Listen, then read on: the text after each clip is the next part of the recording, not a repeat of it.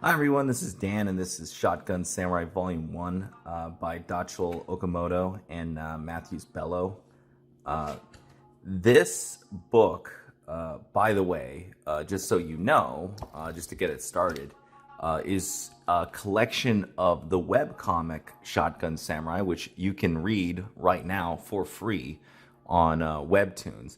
I will say this, the webcomic version I think is a little different just because of the formatting of webcomics. Also, at least as far as I could tell, the last, I think, 40 or 30 pages of this particular collection, I think might actually be like 50 pages, honestly, I forget, are not on Webtoons. So if you do procure this volume, at least as of the recording of this video, you will have access to the last 40 or so pages of this volume that I don't think have yet been uploaded to Webtoons.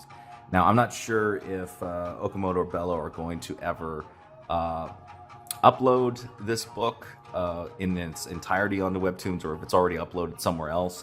That I'm not 100% sure. I think there's actually some digital copies that you can also purchase if that's more your thing. But this is just reviewing this particular book, which is the Indiegogo campaign version. And this particular one is the John or Joe Ball cover, which I actually really like and dig Joe Ball's art a lot. I think he also has another Indiegogo campaign out there. I forget the name of it though. I forget if it was like, Death Can't Save Us or something like that, or Death. I forget the name of the book. It was kind of very edgy though. Anyway, so this book, I want to make a couple criticisms of this book to start off. And by the way, overall positive impressions of this book just get you going as far as where this review is going. But some criticisms right here. I rarely have this criticism of most books that I get from crowdfunding. But this book is one of the few where I'm not really fond of the way the production of this is. So this is a perfect bound book, but I don't think you can see through the camera, but you can kind of take a feel of it right here. It's pretty stiff in the middle here.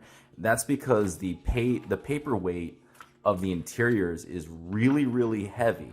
Like it's a pretty, like not super heavy, but fairly substantial interiors. Like this feels like the interior of like a textbook or something like that. I don't know if you guys have seen like high quality textbooks, or maybe like the high end hardbound or hardcover books, right? But the cover's fairly thin, and what ends up happening is, like, in terms of weight, and I think other people, if you have a copy of this, you could probably comment on as well, this book feels very off in balance. Like, it's pretty heavy, but when I open it, there's so much weight on the interior that I am almost certain, and this is not me, I know you guys in the comments are going to be like, oh, well, it's probably going to break apart in your hands, but it did. Hold on here. I'm serious that I'm fairly certain, even in regular reading, I don't think the perfect binding is going to hold up, because there's just so much weight in the interior right now. And that's just me looking at it. And so my recommendation to Okamoto and Bello, Donkey Madness, I guess that's the name of their company or whatever, I would recommend reducing the paperweight on the interior and increasing the cardstock weight on the exterior, and maybe reinforcing, maybe choosing a higher end glue. I don't know if that option's available at the print shop that they use, or if they use like Print Ninja or some kind of thing like that. But definitely reduce the interior weight. I don't think the interiors need to be this heavy, and especially for this particular art. Like, there's so much open space in this art. So this is like webcomic art, right? And black and white webcomic art. So there's not enormous rendering zipatones used by Okamoto in his art. So I would recommend just going to a grainier paper, since this book in and of itself is heavily manga influenced anyway. So you might as well just copy manga. I think I have something right next to me. Yeah, here. So, like, yeah, here's Ronin Kenshin, right? So you notice how, like, it's almost the same cardstock, like the cover, but you notice how the interiors, he's using a lighter, basically uncoated weight on the paper, and the paper's also grittier. This is like a type of recycled paper. which is not necessarily bad. I think for black and white, it works perfectly. In fact, the darker gray kind of gives it a good feel that you wouldn't necessarily have with this coated paper. Now, I think for color work, I think color, you definitely want to have a coated paper. At least that's my personal opinion. I've never seen, well, actually, no, you could do like regular uncoated paper. That's what old school comics were done with, right? But it's going to have an effect on the color, and you kind of have to experiment to make sure that that's okay.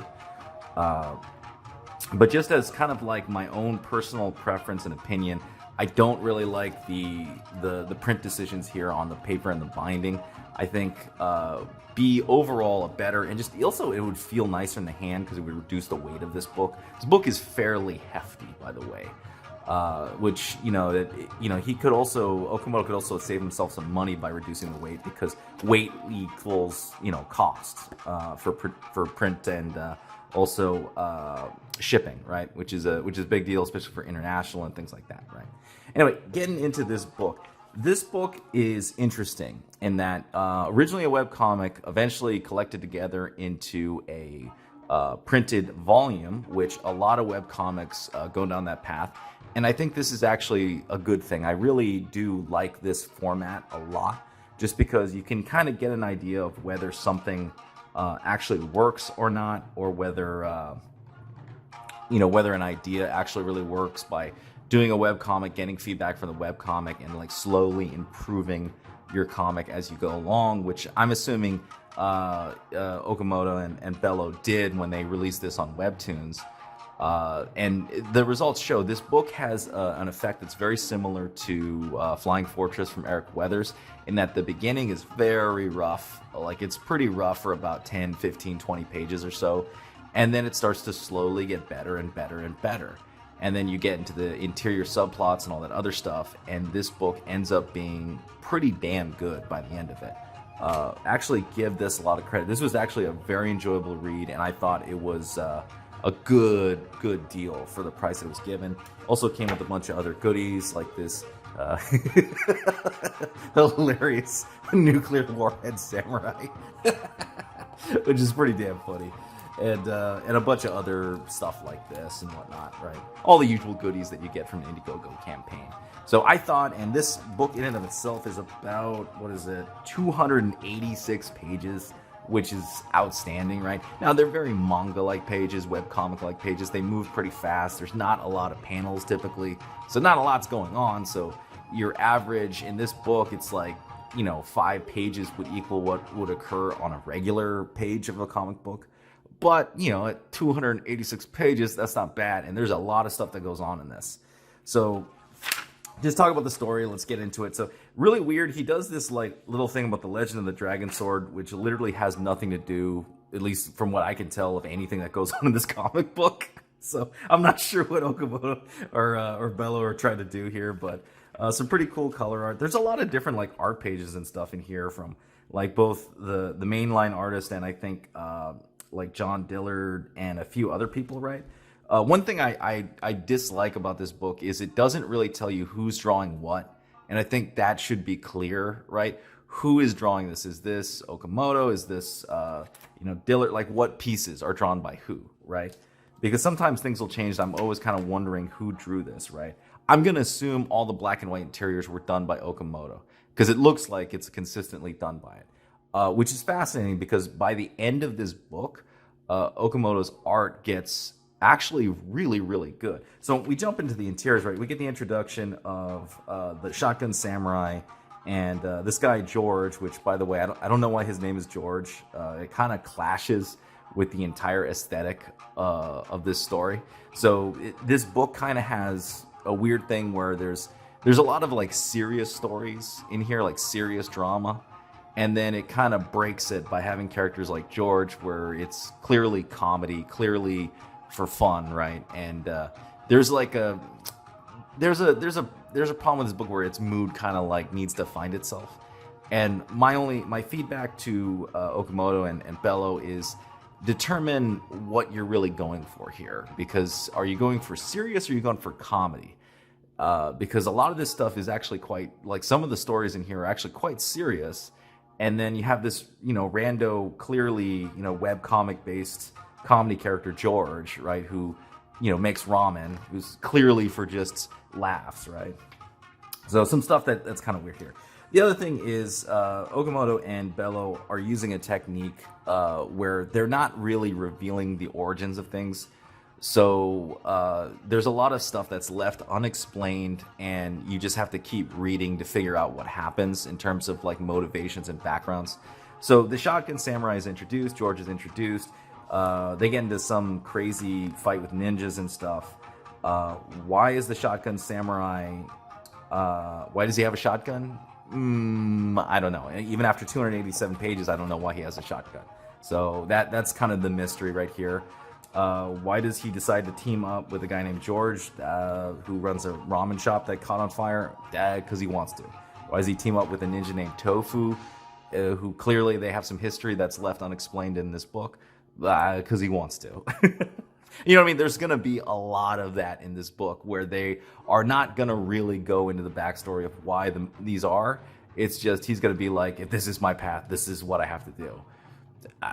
Okay, I guess we will just take that, right?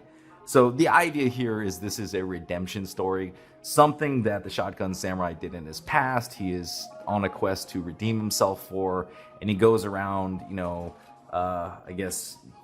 fighting bad guys that are typically in the ploy of the Shogun, who is the villain antagonist in this story.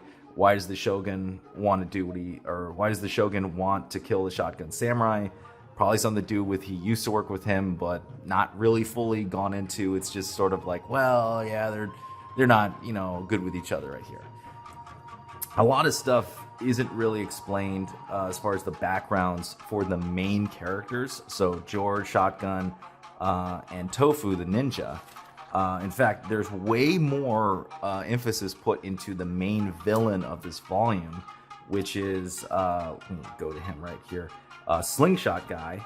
Like, Slingshot Guy ends up having way more backstory as far as his motivations for trying to kill the Shotgun Samurai and trying to do what he does. It goes into way more towards the villain than it does the actual main character, which is not necessarily a bad thing. It's really cool. You end up actually being very interested in this villain in this volume.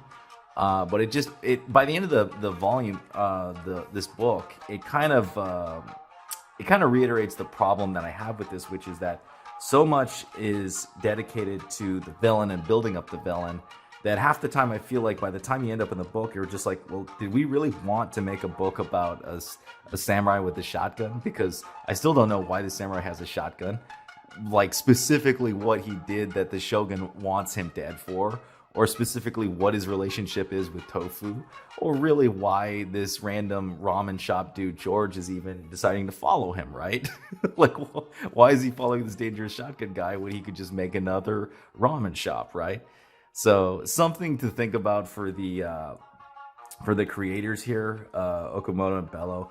While I appreciate all the stories, and there's definitely a lot of emotion and kind of thought put into sort of the driving plots right here, they probably should think about expanding a little bit and extrapolating a little bit on the world and the universe here, and really the lore. Like, why are these the way they are, right? That in and of itself could be a comic book, right? Just going into the Shotgun Samurai's origin, George's motivations, his origin, Tofu, etc., right? A lot of stuff just kind of happens, and while the action and the plot as it moves along is pretty good, you kind of eventually go back and be like, wait a minute, why? And one thing I do like about this book is that despite this being a webcomic, and especially in the early parts of this book, the art is definitely webcomic inspired and definitely, I would say, rough around the edges, right? And I think what I like about this book is the evolution. In the early parts of this book, you can definitely tell. One thing I do have to give the two guys credit, Okamoto and Bello, is that the layouts in this book are fantastic for a webcomic turned into a book. I think some of you guys may remember I did a review on, Clownfish TV's book, which was a webcomic turned into a book. And one of the things I complained about is you could tell that it was a webcomic because there were layout problems, especially in the early parts of the book. This book, on the other hand, is totally different. This book, they really put some thought into translating a lot of the layouts from the webcomic to this comic right here. And I dig it a lot. This book has great layouts. I actually feel like I'm reading like more of a Frank West, Teenage Mutant Ninja Turtle manga type, or really like American comic inspired by manga type of approach, and it's pretty good. Despite the lore problems and the motivation problems of the main characters, this thing moves at such a brisk pace, and you kind of get sucked in. It's actually not bad, and you kind of end up, you know, just sort of like, I guess I'll just accept it, and you get kind of sucked into the story, which is a good thing, right, for any kind of comic book, right? Especially once they bring in the main villain and we get the main sort of conflict between each other. The other thing I want to mention is, like, if you take a notice in the early days, right, the art's very simplified, you know, it's very quick, very fast. You know, a lot of people are kind of like pudgy, you know, the figures and whatnot. The layouts are still really cool. The angles are very dynamic, but, you know, figures are what figures are. Now, when we get to the end of the book, you can see that Okamoto starts rendering more. He starts putting more thought into the figures. Characters basically get way more attractive. And this is one thing I definitely want to see more of. Like, if they make another volume with Okamoto basically taking on this much more attractive figure drawing, right? Way more like, basically less like pudgy webcomic approach and more of like a manga, right? In the way that he's going about this. I think this book, this series in general, is gonna blow up in terms of its quality, its success, and all this other stuff. Because this art that he does, especially in the last couple of pages, I dig this. I dig this a lot. It's just the right amount of rendering, right? And like this one, he kind of goes back to his webcomic roots with the pudginess and whatnot. But then these ones, like, he renders correctly. He's got like way better figures. The rendering and the zipatone is really kind of matching what he's going for. You know, it looks great. Like, yeah. One thing I think I wish he would do more is I wish he would utilize more zipatone in this book. I think the obvious influence of samurai, you know, Spiel, Ronin, Teenage Mutant Ninja Turtles, and manga, you know, you kind of like, hey, dude, this thing needs some zipatone and gray tone. That's where it's at, right? But yeah, man, if his art like continues to be more like this and less like the opening of this book, right? This thing is going to be awesome, right? Now, I don't know if he's going to do another 200-page epic. This might be like a Brendan Swan, Disintegration Street one-off where the first volume is massive, but then everything else afterwards is more like 48, 60 pages. I don't know what he's going to do there. One of the great things about this one is he's in black and white completely, so that's going to help him a lot in terms of speed and production costs. But, you know, criticisms aside, I've made a lot of criticisms about this, but Shotgun Samurai is legitimately actually kind of good. I have zero regrets for the money that I spent on this. This was actually pretty dope. I'm not gonna lie. I kind of enjoyed this, and more importantly, it's kind of like Flying Fortress. I look forward to seeing where this is gonna go. Yes, it's rough around the edges in the beginning, but you can tell that there was effort put to get better and better and better.